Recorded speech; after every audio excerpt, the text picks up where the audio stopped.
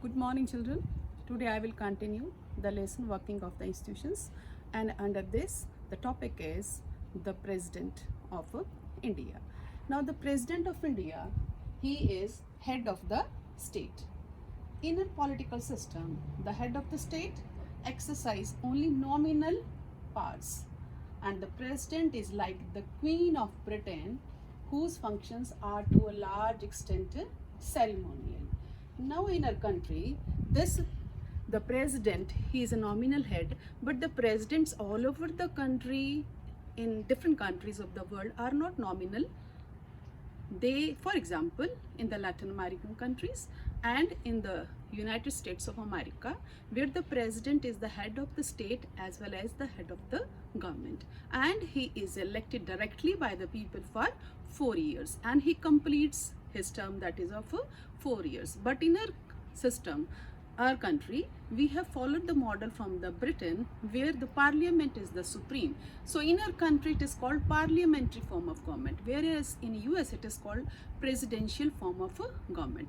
And the president in our country supervises all the political institutions of the country, so that these institutions, they work in harmony with one another to achieve the objectives of the state. Now we will discuss how is the president of the country elected. Now, the president, the elected members of the parliament, that is the MPs, and the elected member of legislative assemblies, that is MLAs, they together elected her, the president of the country. A candidate standing for president post has to get a majority of the votes to win the elections. This ensures that the president can be seen to represent the entire nation.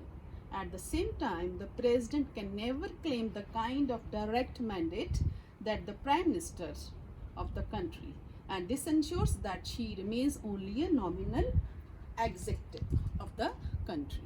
As we see the constitution of the country, then we come to know that the president enjoys wide-ranging powers in the country. He enjoys, but he is called as a nominal head. But wide-ranging powers he is enjoying all these powers, but he has to consult the advice of the Council of Ministers.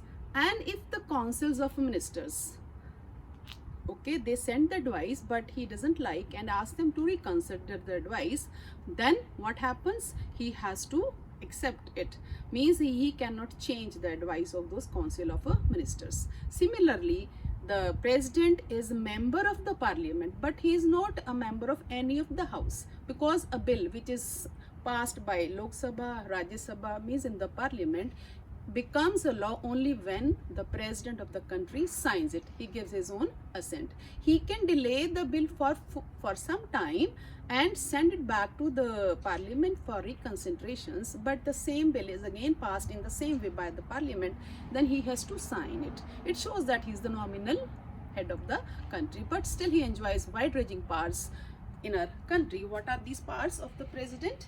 All the government activities takes place in the name of the president. All laws and major policy decisions of the government are issued in her name.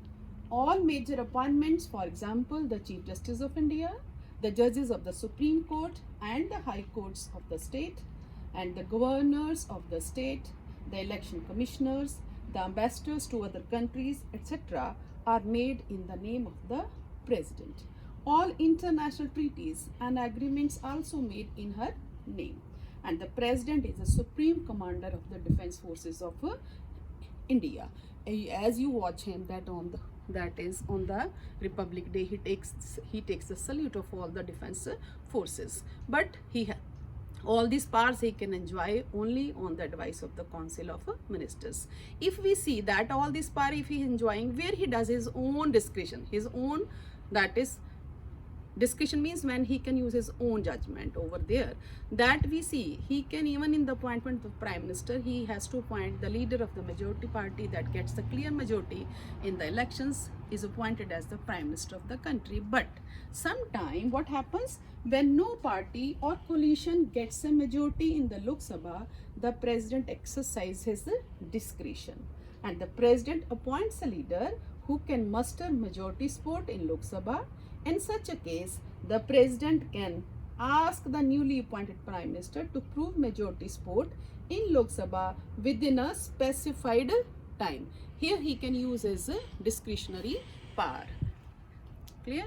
Now this was the executive, the institutions which we have read under that political, and the permanent already we have read, and the next institution, that is the judiciary, that solves the disputes between the government of the India within the states and the union government in detail. I will continue in the next video. Stay blessed. Thank you.